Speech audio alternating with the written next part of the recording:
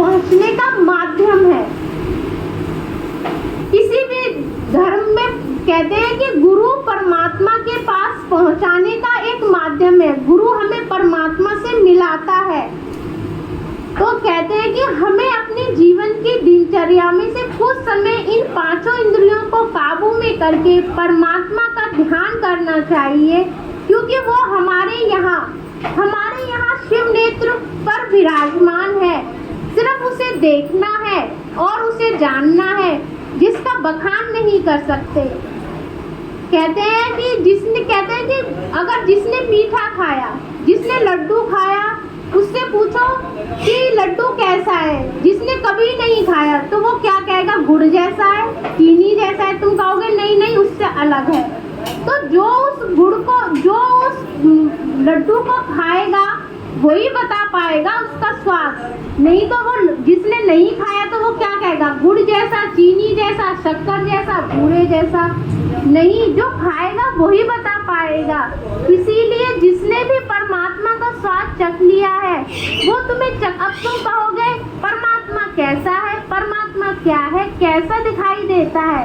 क्योंकि वो दिखने की चीज नहीं है, वो बताने की चीज नहीं है। हवा चलती है तो कोई कहता है कि ठंडी है। हवा तो एक जैसी है, मगर मौसम बदलते हैं। जब हवा चलेगी सर्दी में तो कहते हैं बहुत ज्यादा ठंडी हवा लग रही है। जब गर्मी में चलेगी तो कहते हैं बड़ी गर्म लू चल रही है। हवा तो वही चल रही है, मौसम बदलते हैं। तो मनुष्य बदला हुआ है। जिस प्रकार का मनुष्य होगा, जो आध्यात्मिक होगा, जो भजन अभ्यास करेगा, वही बताएगा कि परमात्मा का स्वरूप वास्तव में अलग है।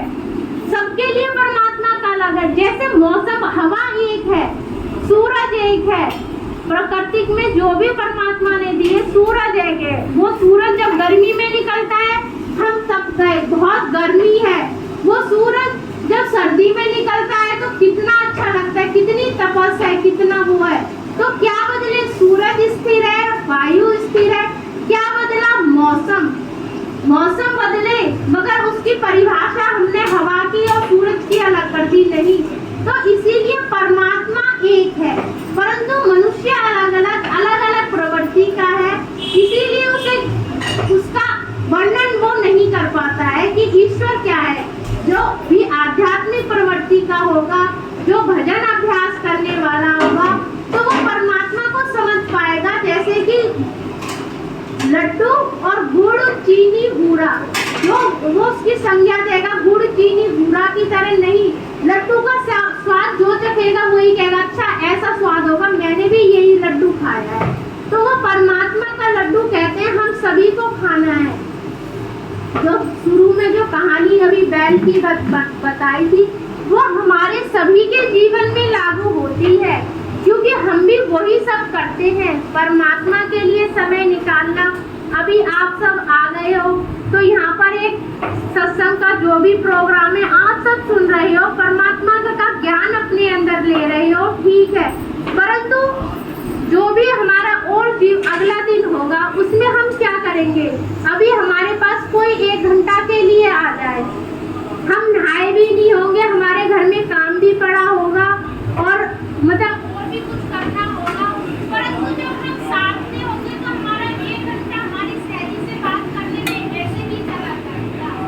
यदि मैं कहूँ कि 1 घंटा डेली परमात्मा के भजन में देना है, तो आप सब कहोगे कि ये 1 घंटा तो बहुत है 1 घंटा।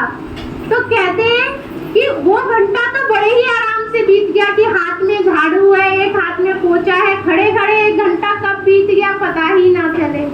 और जब वो 1 घंटा बता दिया जाए कि इन 5 इंद्रियों को बैठ के लिए अपने अंदर भजन करना है, अपनी आत्मा को जानना है, तो बड़ा मुश्किल निकलेगा कि मेरे पास तो बहुत काम है।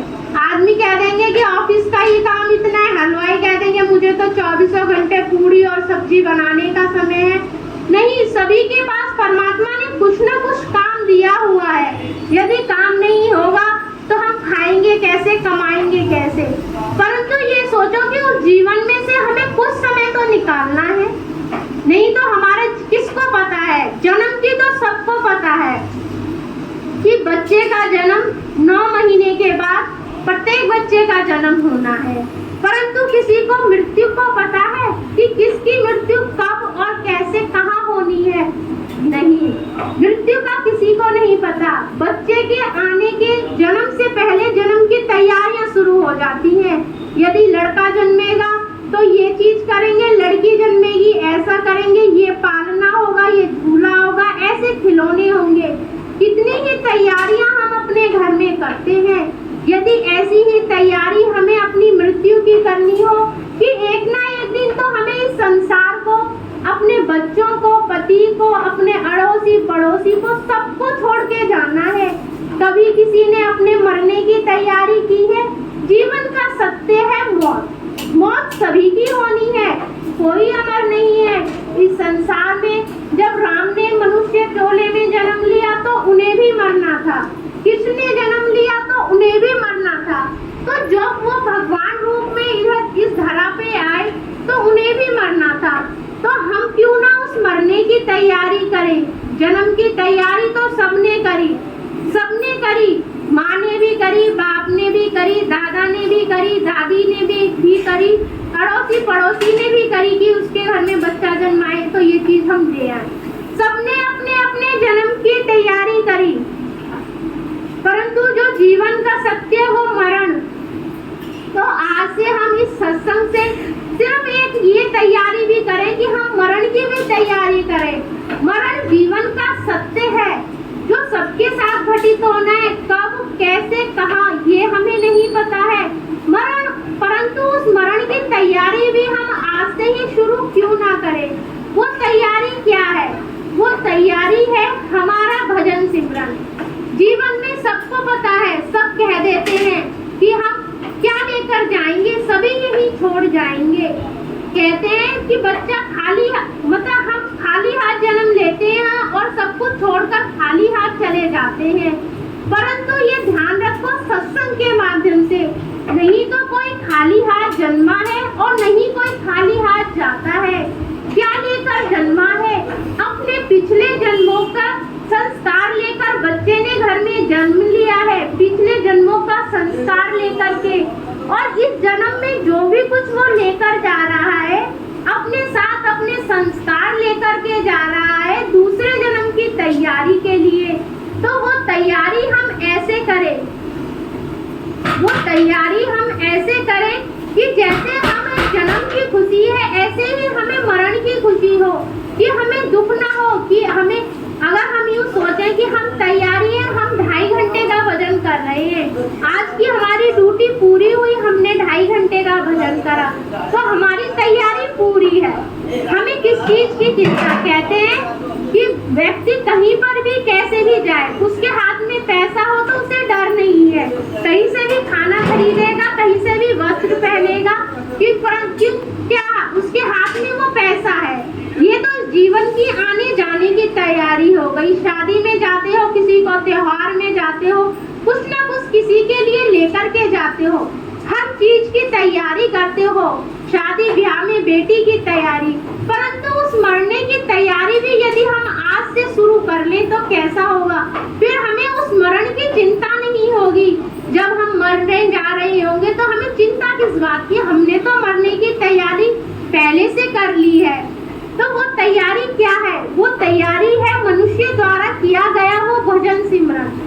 भजन सिमरन वो हमारी दौलत है जो हमारे साथ जाएगी, जो हमारे इस संसार में नहीं, उस संसार में, उस लोक में हमारे साथ जाएगी, और वही तैयारी है। तो इसीलिए हमें उस मरण की तैयारी हम सभी को, स्त्री हो या पुरुष हो या जो अभी छोटे बच्चे हैं, कहते हैं बच्चों के ऊपर माँ बाप का प्रभाव जरूर पड़ता है। माँ जो भी घर में कार्य करती है, बाप जैसा भी करता है वैसे औलाद भी करती है। तो वही यदि हमारे घर में हम भजन अभ्यास करेंगे, उस मरने की तैयारी करेंगे, तो वो क्या है? जो भजन अभ्यास है वो हमारे मरने की ही तैयारी है।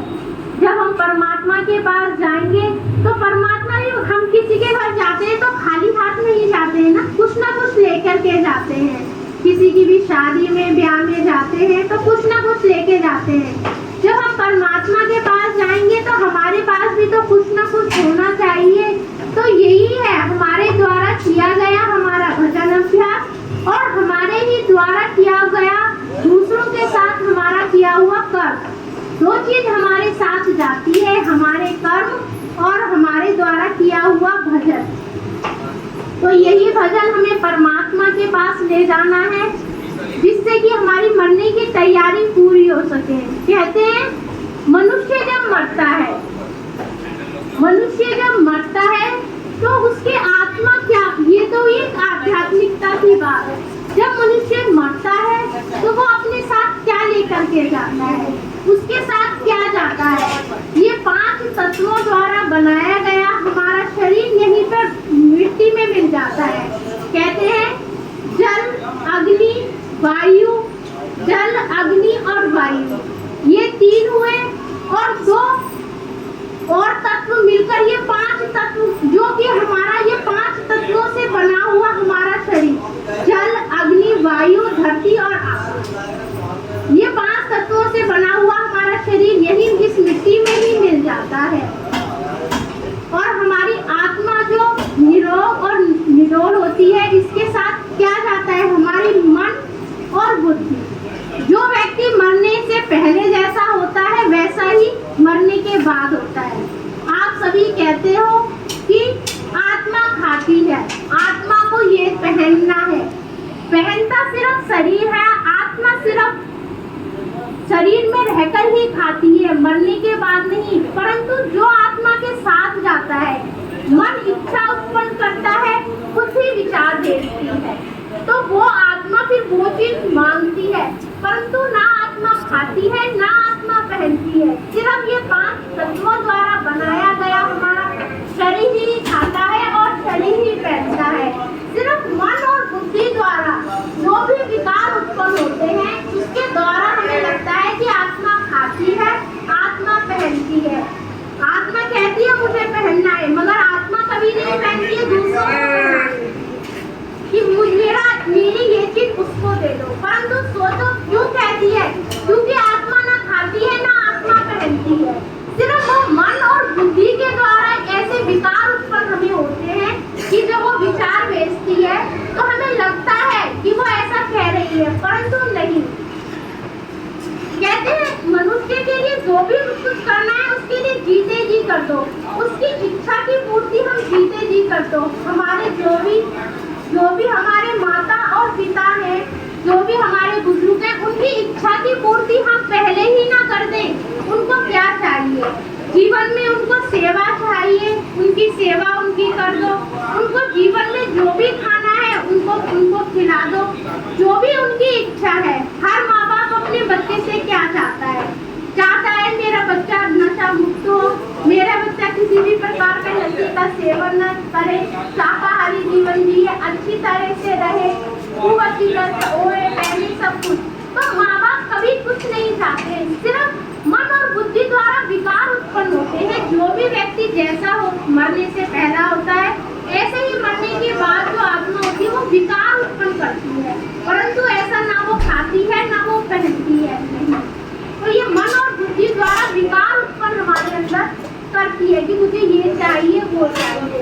तो ये तो पहले जो समझाया वो आध्यात्मिकता दृष्टि के साथ समझाया कि आत्मा अपने साथ क्या क्या लेके जाती है। और जो विकार उत्पन्न जो हम कहते हैं कि हम 13वीं में खिलाते हैं, हम उसमें श्राद्ध वगैरह में खिलाते हैं, ये सब विकार उत्पन्न होने की बात है।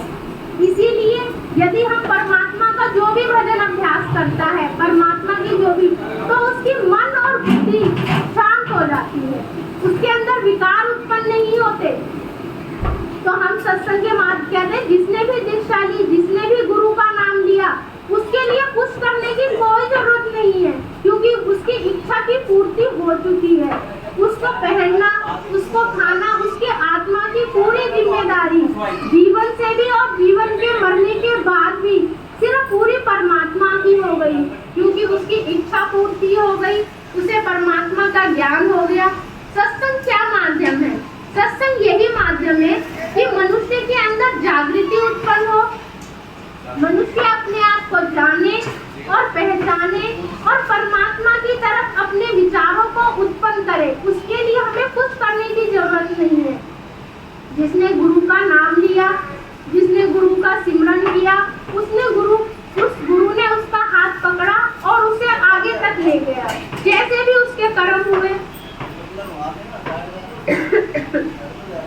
यदि उसके कर्म ऐसे हुए कि उसको परमात्मा का गुरुधाम मिल गया, यदि उसके कर्म उसका भजन सिमरन इतना ना हुआ तो उसको फिर से अगले जन्म उसको मिलेगा। तो ये तो हमारे अपने अपने कर्म है कि हमारी भक्ति कितनी है। गुरु की दीक्षा ली, गुरु का नाम लिया, हमारा भजन सिमरन कितना हुआ, हमें परमात्मा का कितना ज्ञान हुआ, हम परमात्मा की तरफ कितने रूप से उसको अपने आप को समर्पित कर पाए कि नहीं कर पाए। अब हमने सत्संग लिया, हमने परमात्मा का नाम लिया, हम हिंदू धर्म में जन्मे हैं। आप सब नहीं, सिर्फ मैं अपनी कह रही हूँ, हम हिंदू धर्म में जन्मे, सब कुछ लिया, परंतु आज ना हमारे पास रीति है, ना रिवाज है, ना ही कोई हमारा सिर्फ एक नाम है कि हमारा धर्म हिंदू है, परंतु सिर्फ हम पूर्ण रूप से हमने अपने आप को गुरु को समर्पित कर दिया है। सिर्फ हम गुरु का सिमरन करते हैं, गुरु का ध्यान करते हैं और गुरु को ही अपना जीवन, पूरा जीवन हमने गुरु को समर्पित कर दिया है। इसीलिए ना कोई पूजा पाठ हम कुछ नहीं करते, सिर्फ हम गुरु का ध्यान, जो गुरु के बताए द्वारा नियम है। क्या नियम है गुरु के और परमात्मा के क्या है? सिर्फ अच्छे कर्म करो, यदि डरना है तो बुरे कर्मों से डरो, यदि करना है तो सिर्फ अच्छे कर्म करो। हमें 5 साल गुरु कृपा, तो गुरु की दीक्षा लिए हुए तो 24-25 साल हो गए, परंतु कहते हैं कि जो परमात्मा का ये आदेश आया कि गुरु का सत्संग करना है, प्रवचन